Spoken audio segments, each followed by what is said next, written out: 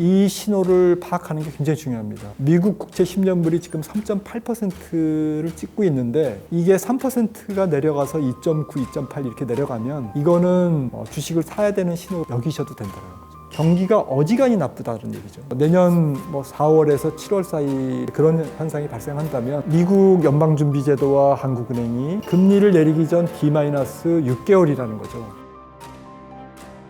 머니인사이드 구독자 여러분 안녕하십니까? 김한진이라고 합니다. 짧은 시간이지만 여러분들과 진솔한 대화 2023년을 맞이하고 있는데 새해 자산시장에 대해서 여러 가지 말씀을 드리겠습니다. 주가와 가장 관련이 깊은 데이터는 우리나라의 경우에 수출이거든요. 수출 금액이 어떻게 바뀌는지. 그 수출 금액과 코스피는 거의 상관관계가 한 90%대요. 앞으로 이제 수출이 어떻게 될 거냐, 증가할 거냐, 떨어질 거냐. 이걸 판단하는 게 굉장히 중요하죠. 왜냐하면 이제 코스피 기업이 이게 한 60-70%가 수출에 의존하고 있기 때문에 그런 것이죠. 그래서 저는 예전부터 석유화학이라든지 자동차라든지 조선이라든지 이런 우리나라 반도체라든지 이런 주요 수출 품목들의 월별 데이터가 이제 어떻게 바뀌는지, 살짝 줄고 있는지, 살짝 늘어가는 추세인지, 계속 빠르게 늘어가고 있는 추세인지 아니면 급격하게 축소되고 있는 추세인지 추세로서의 의미가 있는지 등등 수출 데이터를 가장 중요시 여겼고요. 두 번째는 가장 중요한 게 주식시장에서는 뭐니 해도 머니입니다.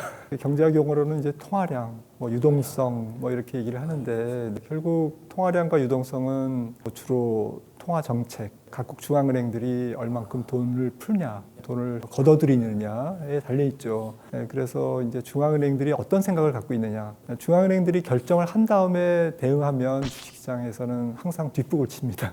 그래서 내 수출도 마찬가지지만 수출은 이제 펀더멘탈, 이제 실물 지표고 지금 말씀드린 이제 유동성 통화량은 이제 금융 지표지 않습니까? 그래서 이런 유동성 지표는 중앙은행들이 어떤 생각을 갖고 있는지를 알기 위해서는 중앙은행의 가장 큰 목표는 물가 안정이거든요. 그래서 물가 추세가 지금 올라가는 추세인지 그리고 중앙은행들이 좀 불편하게 여기는 그런 추세로 가고 있는지 아니면 중앙은행들이 의사결정자들이 두 다리 뻗고 잘 정도로 편안한 물가 상태인지 이런 것들을 좀 깊이 들어가서 중앙은행 의사결정자들의 마음을 읽어야죠. 그게 이제 그 유동성 분석의 핵심이라고 생각하는데 그래서 요즘에는 특히 글로벌 금융위기 2008년 이후에는 이런 유동성 요인들이 거의 주식시장을 설명하는 힘이 그 전보다 2008년 이전보다는 훨씬 더 강해졌어요. 그러다 보니까 실물경제 지표와 더불어서 유동성의 방향, 통화정책의 방향을 좀 정확하게 판단하는 게 굉장히 중요한 것 같은데요. 이런 부분에서 저도 노력을 많이 해왔고 강점을 가졌고 있었던 것 같습니다. 말씀드렸듯이 수출이 코스피를 절대적으로 설명하고 있는데 우리나라 지금 수출이 안 좋은 이유는 특히 2022년 올해 안 좋았는데 그 이유는 이제 두 가지입니다. 첫 번째는 우리나라 수출을 받아주는 나라 중에 중국이 굉장히 중요하거든요. 중국으로 직접 수출되는 게 거의 25% 가까이 되고 홍콩이나 싱가포르까지 이제 합치면 30%입니다. 그러니까 우리나라 수출의 거의 3분의 1이 그쪽으로 들어가는데 중국이 올해 산업가동률도 낮고 제로 코로나 정책을 고수하는 바람에 그리고 부동산 경기가 안 좋으면서 내수가 안 좋고 두 가지 요인으로 이제 중국이 수입을 잘 안 받아줬어요. 그러다 보니까 우리나라뿐만 아니라 일본이나 다 같이 지금 중국 향 수출이 급감하고 있고요. 마이너스 증가율이고 대중무역 수지도 적자로 우리나라 대중무역 수지가 적자가 나는 것은 굉장히 이례적인 한 해였고요. 두 번째 요인은 이제 반도체죠. 우리나라 수출의 거의 20%를 반도체, 5분의 1을 반도체가 차지하고 있는데 반도체 단가가 계속 올해 하락했습니다. D램, 또 낸드 플래시 이런 주요 품목이 다 하락하면서 수출 금액이 떨어졌죠. 더불어서 한 가지 말씀드리는 거는 올해 킹달러가 지속됐는데 보통은 과거의 이제 경기 사이클에서는 강달러가 진행되면 원달러가 이제 약세, 원달러가 이제 올라가는 겁니다. 여러분들이 보시는 원달러가 지금 1270원 이렇게 되는데 이게 이제 1,300원, 뭐 지금 1,400원까지 지난번에 갔지 않습니까? 원화 가치가 하락하는 거거든요. 원화 가치가 이렇게 하락하면 보통 수출이 잘 돼야 맞는 건데 우리나라 경쟁력이 좋아지지 않습니까? 근데 뭐 유로화도 지금 우리나라 원화 비슷하게 연초 대비 20% 정도 떨어졌고 엔화는 30% 떨어졌습니다. 우리가 경합 관계에 있는. 그래서 전 세계 환율이 다 동반 하락하는 바람에 과거와 같이 원달러가 하락했을 때, 즉 원달러가 올랐을 때, 원화 가치가 하락했을 때 수출 수혜가 거의 발생하지 않았다. 이런 부분도 2022년 한 해 고전을 면치 못한 이유였던 것 같습니다. 제가 정확하게는 기억이 안 나는데 적자가 난 해를 본 적이 없습니다. 중국과 본격적인 교역이 일어나는 게 90년대 초에 이제 수교해서 전체적으로 2000년부터 이제 중국과의 교역이 본격화되게 됐죠. 뭐 한 20여 년간. 제 기억에는 없었던 것 같습니다. 올해 중국 경제 성장률이 3.7%, 뭐 4%가 조금 안 될 것 같고요. 내년도도 4%를 크게 넘지는 못할 거다 이렇게 보는데 중국 경제 성장률이 4%면 우리나라보다 훨씬 높으니까 괜찮지 않냐. 중국 입장에서는 중국의 어쨌든 중국 경제 잠재 성장률, 중국 경제가 모든 자원을 다 쏟아부어 가지고 성장할 수 있는 이 잠재 성장률이 거의 4%가 넘어요. 그러니까 잠재 성장률 밑으로 성장률이 찍히는 거고 내년도에도 잠재 성장률 이하로 찍힌다는 얘기는 우리나라로 비교하면 거의 제로 성장이나 굉장히 심각한 경기 침체입니다. 잘 성장한 게 아니고 뭐 앞으로는 이제 3, 4% 성장률로 이제 정착되겠지만 지금 이제 그렇게 가는 과정에서 조금 너무 이제 급하게 가는 거죠. 중저 성장 기조로 고도 성장에서 이제 중저 성장 기조로 중국 경제가 이렇게 자연스럽게 이전하는 것은 어느 나라나 이제 좀 중진국에서 이제 선진국으로 가면서 자연스러운 현상인데 중국은 이제 뭐 거의 개발도상국에서 이제 중진국 내지는 거의 선진국형 중진국으로 이제 가는 과도기인데 너무 이제 문제는 급하게 가면서 대중 교육 비중이 높은 우리나라나 일본 등 인근 국가에 이제 타격을 주는 이제 그런 모양입니다. 우리나라 산업이 강해져야죠. 전반적으로 강해져야 되는데 우리나라 산업이 강합니다. 강한데 문제는 조금 경기 변동, 그러니까 경기가 이렇게 순환하는 변동에 많이 노출이 돼 있어요. 그래서 세계 경기가 안 좋을 때는 더 나빠지고 그리고 좋을 때는 또 세계 경제가 좋은 것보다는 훨씬 더 우리나라 경제가 좋고 이렇게 해서 업앤다운 이게 변동성이 크거든요. 그러니까 이거를 조금 이렇게 스무딩 시키는 그런 필요성이 있는데 특히 이제 업앤다운이 심하면 어쨌든 기업들이 이익이 변동성이 크다는 얘기고 뭐 주식시장 입장에서는 PR을 높게 못 받죠. 이게 이제 이익의 변동성이 크면 높은 PR을 받을 수가 없거든요. 그러니까 이게 코리아 디스카운트 요인이 되는 거고 코리아 디스카운트 요인이 되면 외국인들이 장기 투자자도 물론 있지만 투자가 이제 단기화되고 그리고 뭐 치고 빠지는 그러한 그 트레이딩성 매매가 굉장히 활발해지고 그렇다 보면 기업들이 뭐 안정된 자금 조달, 주식시장을 통해서 안정된 자금 조달이라든지 이런 재무 관리를 하는데 어려움이 있고 전체적으로 기업 입장에서는 기업 이익이 급격하게 이제 변동성을 보이면 경영의 리스크, 위험이 증가하는 거죠. 그래서 항상 조금 어떤 위험에 대비해야 되는 그런 보이지 않는 코스트가 항상 발생하고 있는 거죠. 이런 것들이 전반적인 보이지 않는 경제적 비용이라고 할 수 있겠습니다. 그리고 앞서도 말씀드렸듯이 이제 특정 품목에 대한 의존도가 너무 높아요. 반도체에 대한 의존도가 높고 그리고 이제 자동차 그리고 휴대폰, 스마트폰 의존도가 높고 그래서 이런 것들을 이제 조금 분산시켜야 될 필요성이 있는 거죠. 그래서 지금 2차 전지라든지 방산이라든지 그리고 뭐 제2의 이제 중동 특수가 이제 저거 되면 또 뭐 신재생이라든지 여러 가지 전력 장비라든지 건설이라든지 또 원자력이라든지 뭐 이런 쪽으로 이제 우리나라 수출 산업이 조금 더 다변화돼야 될 필요성이 있는 것이죠. 우리가 기억하는 좀 무서운 경기 침체는 70년대에 기름값이 많이 올라가지고 또 연준의 기준금리가 20%까지 뛸 때 그럴 때 이제 경기 침체 그리고 뭐 80년대 후반에 미국 저축대부조합이라고 우리나라 같으면 이제 신용금고나 저축은행 이런 것들이 이제 부도가 났습니다. 제2금융권이 무너진 거죠. 이런 사태라든지 또 2000년 닷컴 버블이라든지 기술주들이 밀레니엄 버블을 왕창 일으켰다가 큰 폭으로 지금 나스닥이 짧은 기간 동안 5분의 1 토막 나는 그런 무서운 경기 침체도 있었고, 또 잘 기억하시는 2008년 금융위기 때는 이제 리만 브라더스가 미국 은행 시스템이 무너지는 공포스러운 경기 침체도 있었고, 여러 가지 경기 침체가 있는데 우리가 기억하는 이런 경기 침체는 한 10년 내지 뭐 한 15년 정도마다 일어나는 편인데, 내년도에 경기 침체가 전 세계적으로 옵니다. 우리나라도 오고 미국도 저는 올 거라고 보는데 그 강도가 다를 것 같아요. 지금 뭐 추위도 좀 나라마다 다르잖아요. 지금 유럽은 좀 따뜻하고 따뜻한 겨울이고, 미국은 뭐 뉴욕지가 지금 완전히 얼어붙었더만요.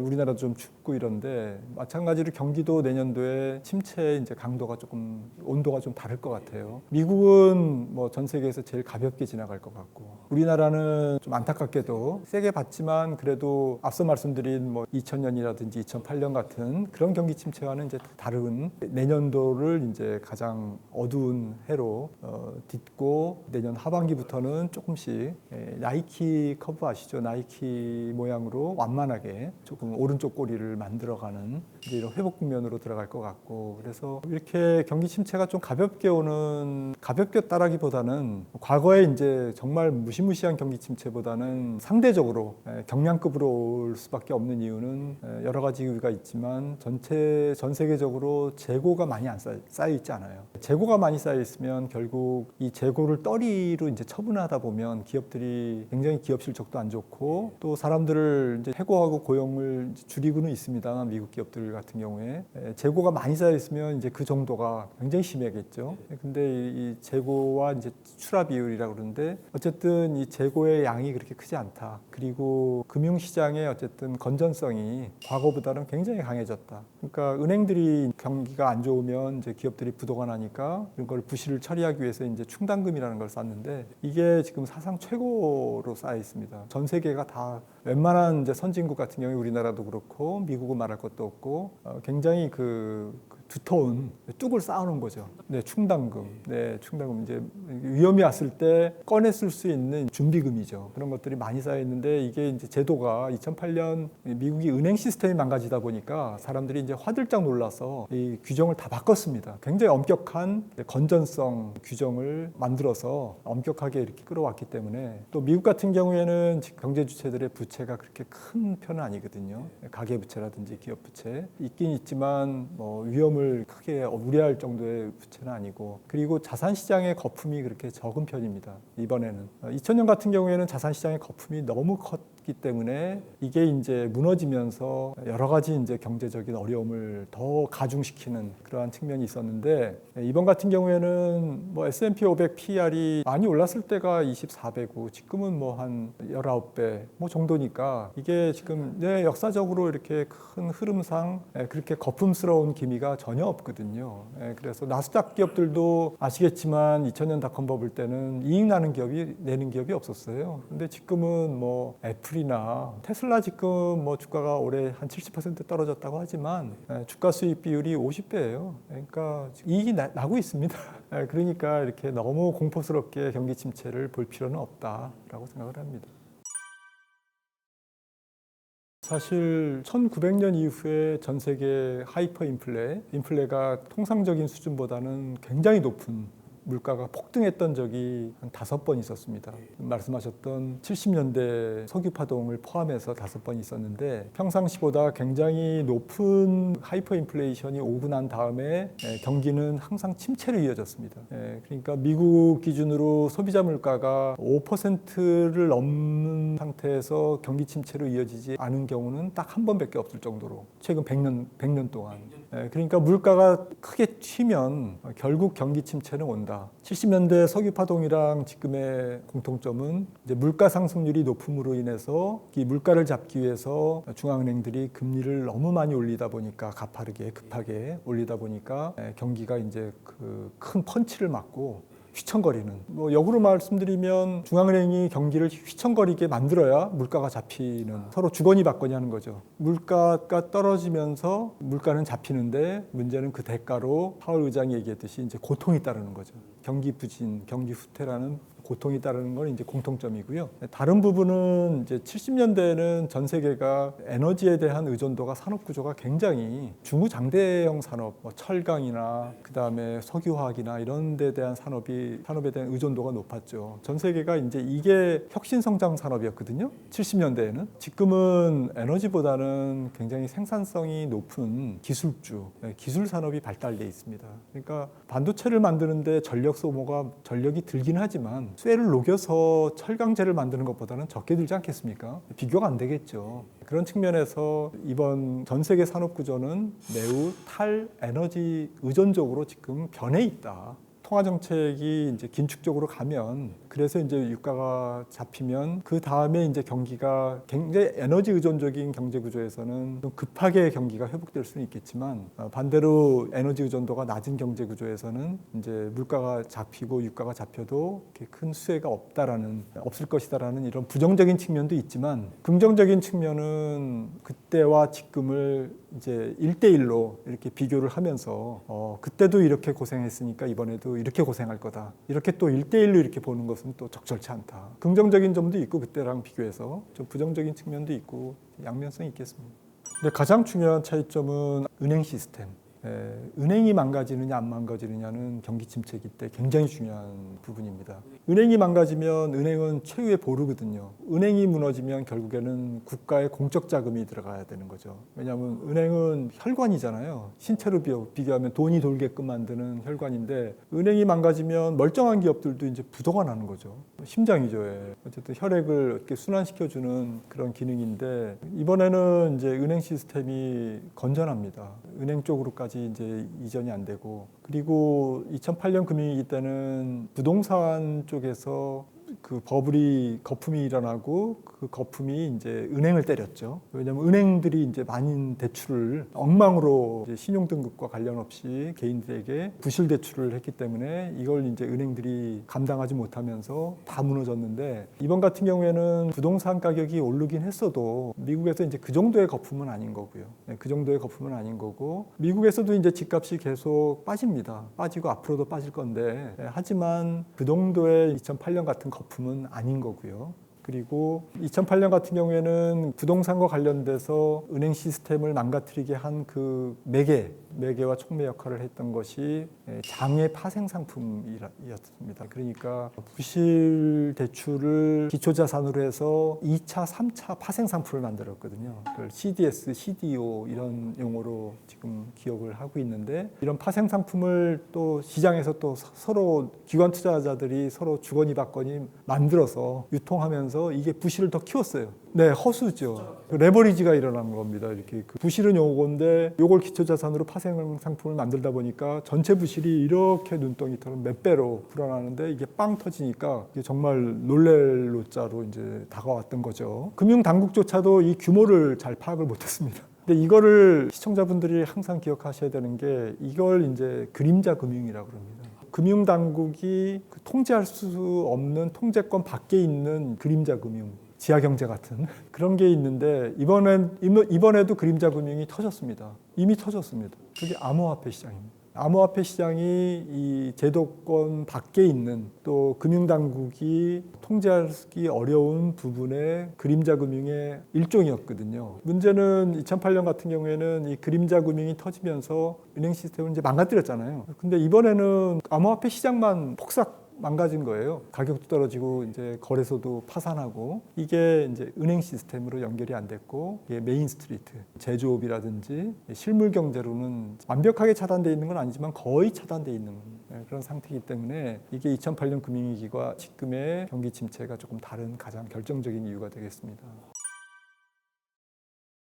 경기 순환과 주가의 관계가 재밌는 것 같아요. 결론, 경기 지표를 보고 판단하면 늦다. 심지어 선행 지표까지도. 내년도 우리나라 경제 성장률이 1.2%나 거의 1.0%. 정부가 굉장히 낮게 잡았습니다. 1.6%로 잡았는데 저는 훨씬 더 낮게 보고 있고요. 미국 경제 성장률도 올해 한 2%대에서 내년도에는 마이너스 0.5 이상의 역성장이 일어날 것 같거든요. 이렇게 각국이 이제 경기 침체로 가는데, 내년도 이제 경기 침체를 보면서 주식 투자를 조금 늘려볼까 말아야 될까 이렇게 생각을 하시는 투자자분들이 계시다면 경기 지표가 10개 있다. 그럼 10개 중에서 내년 2분기는 10개가 다 나빠요. 완벽하게 다 나빠. 좋은 경제 지표는 아무것도 없고 한 달 전이나 두 달 전이나 혹은 한 분기 전이나 두 분기 전보다 다 나빠요. 심지어는 6개월째 하락하는 지표, 1년째 하락하는 지표, 2년째 하락하는 지표 이렇게 계속 연속적으로 하락하는 지표들이 많은데 이게 내년 2분기나 3분기를 지나면서부터는 10개 지표가 나빴던 거에서 10개 중에 하나,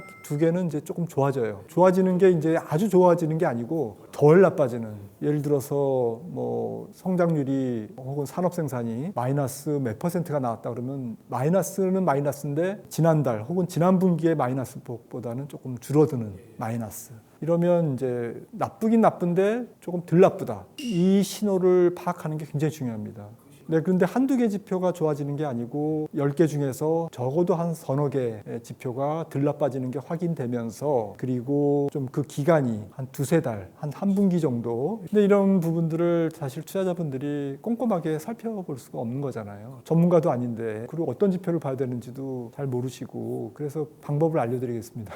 그 가격 지표를 보시는 게 좋아요. 그러니까 시장에서 거래되는 금리라든지 또 환율이라든지 상품 시장이라든지 원유죠. 유가. 그래서 금리라든지 유가라든지 환율의 변동을 보시면서 이런 지표들이 나빠지는 방향에서 조금 좋아지는지 아니면 떨어지는 추세에서 조금 멈추든지 또 의미 있는 지지선을 깨고 내려간다든지 이런 거를 판단하시면 주식 투자의 내년도에 주가의 저점을 잡으시는 데 도움이 되실 것 같고요. 정리해 드릴게요. 내년도 경기는 2분기에서 3분기 그러니까 한 3, 4월에서 7, 8월경을 경유하면서 경기는 바닥을 찍고 완만하게 개선이 될 거다. 하지만 경기 침체는 2024년을 지나서 2025년 초까지 이어질 거다. 그러니까 경기 침체는 이번에 한 2, 3년 진행되는데 그 가장 경기 측면에서 어두운 시기는 내년 2분기와 3분기가 될 거다. 그러니까 터널의 가장 어두운, 동투기 전 가장 어두운 그 시기가 2분기에서 3분기라고 저는 보고 있는데 이 기간에 주가가 저점을 찍을 가능성이 높다라는 거고 그때 가격 지표, 시장에서 거래되는 지표들이 가장 큰 특징이 미국 국채 10년물이 지금 3.8%를 찍고 있는데 이게 3%가 내려가서 2.9, 2.8 이렇게 내려가면 이거는 주식을 사야 되는 신호로 여기셔도 된다는 거죠. 3%를 미국 국채 금리가 떨어진 밑으로 하회한다는 얘기는요. 내년도 미국의 기준금리가 5%나 5.25%를 계속 고공으로 동결하고 가는데 국채 금리가 계속 떨어져가지고 3%를 깨고 내려간다는 얘기는 경기가 어지간히 나쁘다는 얘기죠. 경기가 어지간히 나쁘기 때문에 이 기준금리라는 것은 사실은 우리나라로 따지면 콜금리잖아요. 일일물이잖아요. 하루짜리 금리가 5%나 5.25인데 10년 동안 묵혀두는 금리가 연 2.93%를 깬다라고 하면 이거는 그 왜곡되어 있는 게 그 정도가 굉장히 심한 거죠. 이럴 정도로 경기가 안 좋다라는 사람들이 정말 어둡게 보는 거예요, 경기를. 그러니까 가장 어둡게 볼 때가 바닥이라는 거죠. 또 유가도요. 유가도 지금 서부 텍사스산 중진류 약자로 WTI라고 부릅니다. 뉴스에서 많이 보셨을 거예요. 이 WTI 유가가 녹화 시점에 79달러인데 배럴당. 1배럴당. 이 79달러가 70달러를 깨고 68, 7 내년도에 이렇게 2분기에 저는 여기까지 떨어질 거라고 생각을 합니다. 그러면 시청자분들이 중국도 경제가 떨어질 수 있어요? 라고 질문하시겠지만 네, 떨어집니다. 전 세계 경제가 나쁘기 때문에 중국이 리오프닝 돼도 떨어지거든요. 그래서 유가가 70불을 안정적으로 하회하면서 60불대에 안착되면 이것도 주식을 사야 되는 신호라고 보셔야 되고요. 그 다음에 원달러가 적어도 1200원대 초반, 1200원이라고 하죠. 달러당 1200원 쪽에서 완전히 자리를 잡는 1210원, 30원 이렇게 해서 그냥 잔잔하게 1100원대면 더 좋고 1198원 이러면 더 좋고 아무튼 1200원대를 안정적으로 이제는 이제 균형 잡았어. 이제 안정됐어. 이제 이게 이제 좀 안정된 가격이야. 환율 시장에서 이렇게 자리를 잡아주면 원화가 이제 지금보다는 훨씬 더 이제 강세로 이제 안정되는 건데요. 이러면 이제 또 좋아지는 겁니다. 그래서 이런 여러 가지 지표를 보시면서 조금 판단하시면 될 것 같아요. 저도 경제 지표를 뭐 정말 수십 가지 이렇게 항상 관찰하고 매달 이 변화의 폭 얼마나 나빠졌지, 얼마나 덜 나빠지지 이런 것들을 매달 체크하지 않습니까? 매주 체크하죠. 하지만 이거를 다 종합해서 못합니다. 앞으로 AI가 해야 될 것 같습니다. 네. 근데 AI보다 더 정확한 거는 시장이죠. 시장에서 다수의 사람들이 거래하면서 형성되는 가격은 그 자체가 중요한 정보거든요. 특히 내년도에는 금리를 보십시오. 금리가 만약에 3%를 밑으로 깨고 내려가면 지금은 금리가 높기 때문에 사람들이 특판예금 들고 채권 사고 한전채 사는 게 훨씬 이득이잖아요. 주식시장 불안한데 그런 돈들이 금리가 3% 깨지면 앞으로 더 깨지겠네. 그리고 생각해 보십시오. 내년에 만약에 금리가 3% 깨지고 기준금리가 5%, 5.25%에 있다면 뭐 한국은행 기준금리는 뭐 3.5%, 3.75 이렇게 있다면 내년 뭐 4월에서 7월 사이라고 2023년 4월에서 7월 사이에 이제 그런 현상이 발생한다면 미국 연방준비제도와 한국은행이 최소한 그로부터 6개월 이내에 금리를 내립니다. 그러니까 금리를 내리기 전 D-6개월이라는 거죠. 이런 상태에서는 금리가 더 떨어집니다. 왜냐하면은 6개월 후에 연방준비제도 혹은 한국은행이 금리를 내리겠네? 네. 그런데 경기는 엉망이네? 금리 더 떨어지죠. 그렇기 때문에 금리가 이번에는 바로메타입니다. 바로 금리를 보시면 됩니다.